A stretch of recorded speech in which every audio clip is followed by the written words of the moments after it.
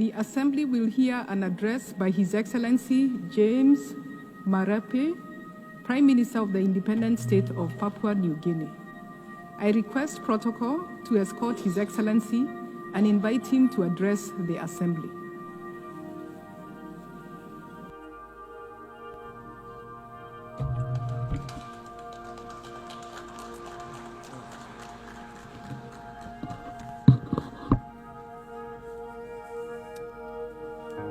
Madam President, congratulations on your election to the presidency of the 88th session of the United Nations General Assembly. I want to also thank the outgoing president for his wonderful work. Secretary General, Excellencies, distinguished delegates, ladies and gentlemen. Firstly, on behalf of my country, Papua New Guinea, I want to say thank you to Almighty God, the Creator God, for the care of my country the last 50 years. It is truly with deep honor that I bring to this assembly warm greetings from the 10 million people of my country. Just a few days ago, we celebrated 50 years of our independence, and very soon, on the 10th of October, we will mark 50 years since we joined the United Nations. And I want to say, 50 years on, we have been proud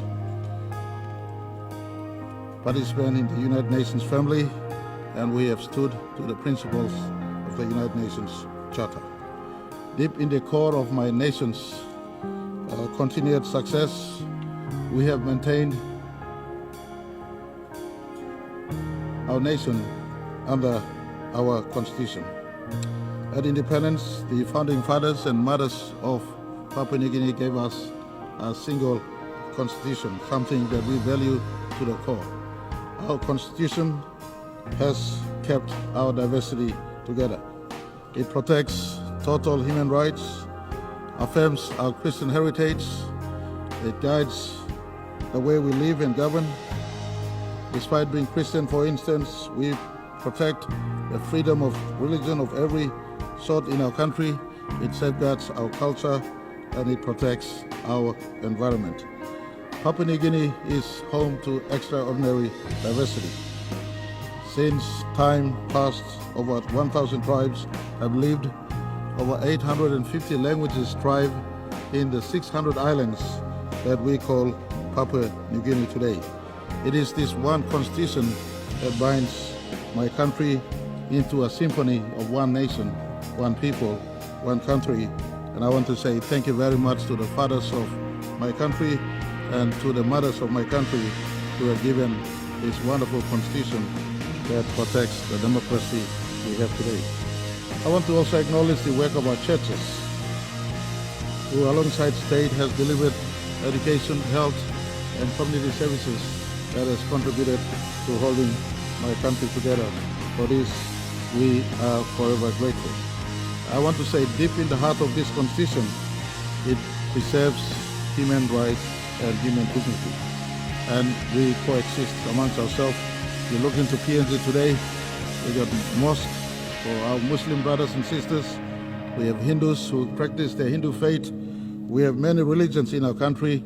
Our constitution, whilst pronounced our Christian faith, tolerates diversity of religion, diversity of people's opinion, diversity of individuals' choice in as far as their practice of worship and how they want to live.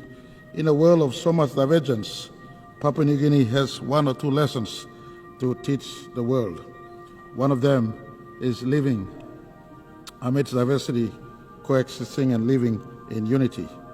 A second lesson we possibly want to speak to the world is a lesson of peace.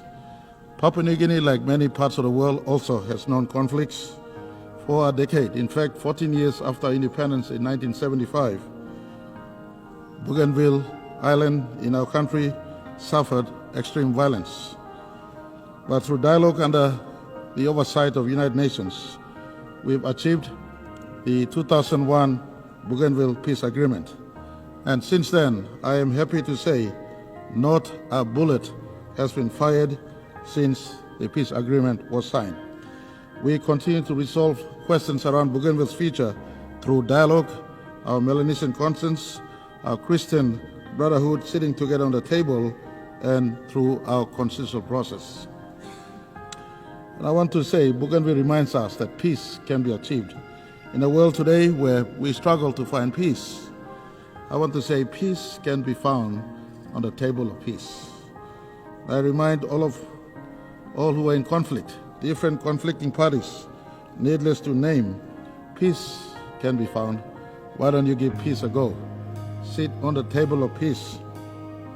This morning I was pleased to hear Israel Prime Minister saying for the first time, or in fact he's been saying when re-emphasized again this morning, that Hamas, if you let go those who you capture, they could stop the war right now and then. That's a construct of peace. And I want to say, why don't we give peace a go? Hamas, for Israel conflict with you, you have the opportunity to give your people a moment of peace. This morning, Israel Prime Minister uttered that if you let go the hostages, including those that have been killed, they could stop the war now, right now. And for Papua New Guinea as a friend of Israel, I want to say we will stand on Israel's word and ask them to come to the peace table if Hamas, you come out and stop the current war that is going on. Give peace a go. To the other conflicts happening around the world, peace can be sought, peace can be arrived at. And I want to ask, give peace a go, sit at a table of peace. That could be something that the world can learn from Papua New Guinea. After 10 years of civil conflict, we decided under UN supervision that we will give peace a go. 24 years on, no bullet has been fired. We're working through the process. And I want to thank the Secretary General. We were honored. Very recently, he did visit us. He visited us, spent 3 nights and 4 days in Papua New Guinea. He praised our leadership on climate change, on biodiversity, preservation of natural environment, and of course our diversity of people living together as one people, one nation, one country, despite the 1,000 tribes and 840 or 50 languages we have. And he also praised us for the maintenance of peace in PNG through the Bougainville peace model. And he also, the same breath, reminded us that much work remains in PNG, including fighting corruption, including giving development to all parts of my country. And I want to assure him at this August Hall that we are working. PNG is a work in progress. We committed to leaving no citizens behind. We committed to transforming our country. We committed to growing our economy to a scale where we can be able to look after each citizen of our country. And I want to say to the Secretary General, Papua New Guinea commits to the goal of leaving no person or no child behind, and we give that assurance in the 80th anniversary of the United Nations. Papua New Guinea is also a good global citizen. We are not insignificant in as far as global discourse is concerned. Our forests and our oceans are great global assets. We have one of the biggest parcel of forest on planet Earth. We have over 3 million square kilometers of ocean or sea space. Our tropical forest absorbs carbon as well as produce oxygen, as I've been saying in this August Hall many times. Our vast waters, part of the great Pacific waters, are big carbon sink. Our rivers, our reefs, our ecosystems shelter unique biodiversity. In fact, we hold 6 to 7% of world's biodiversity. Why do I bring this up? I bring this up simply to point all of us that our planet is boiling. Our planet is in destruction mode. We must work to save our planet. Unless you have a second planet to run off to, science tells us in the observable universe, you look 93 billion light years into the observable universe. There is no other planet that is livable like planet Earth. And so why destroy this one planet that has trees, that has sea, that has water, that has oxygen, that is livable for all of us? Our ancestors passed on this livable planet to us. Why are we destroying this planet? We must preserve it and pass on a livable planet to our descendants. And in this vein, I want to put to all of you, those of us who are forest nations like PNG, and even ocean nations, where in our oceans biodiversity exists.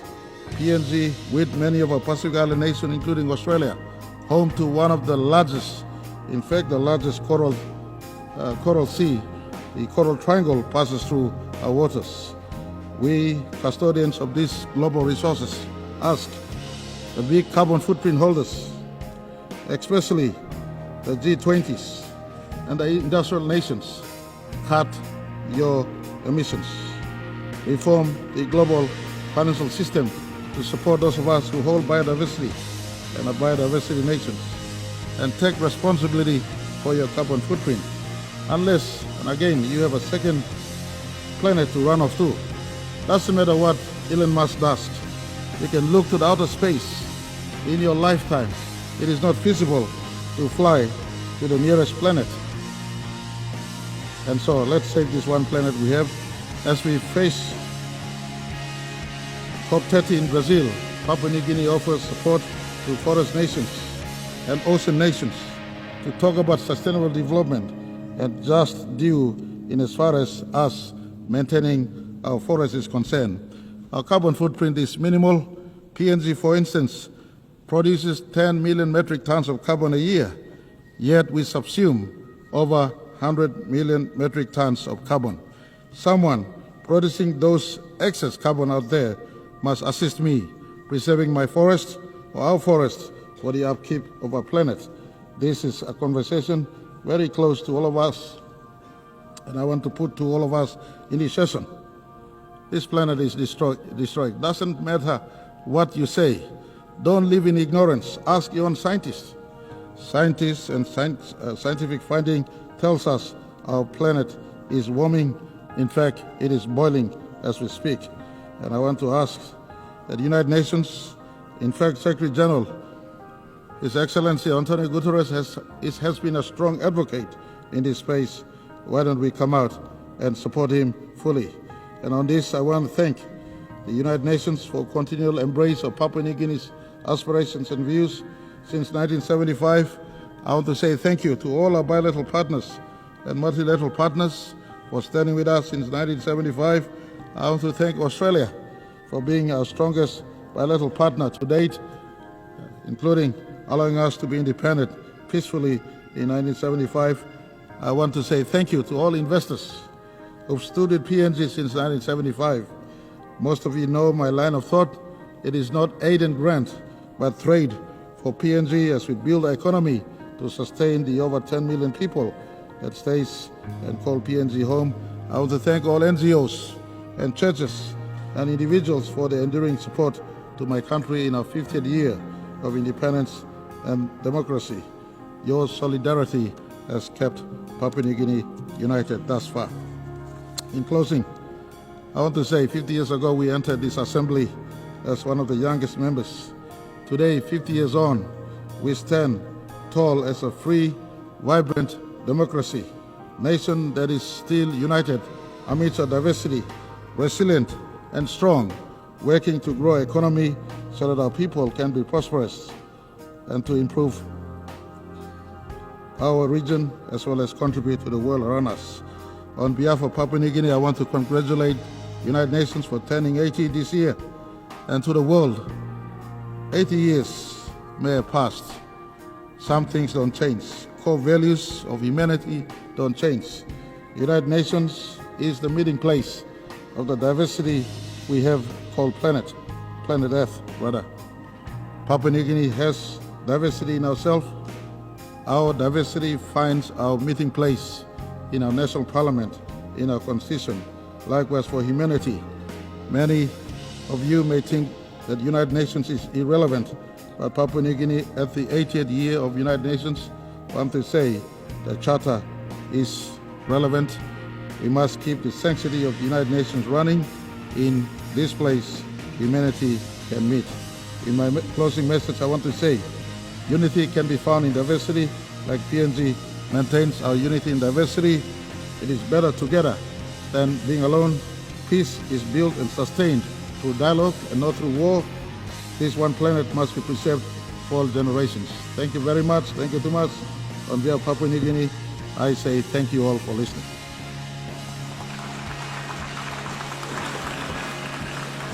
On behalf of the Assembly, I wish to thank the Prime Minister of the Independent State of Papua New Guinea.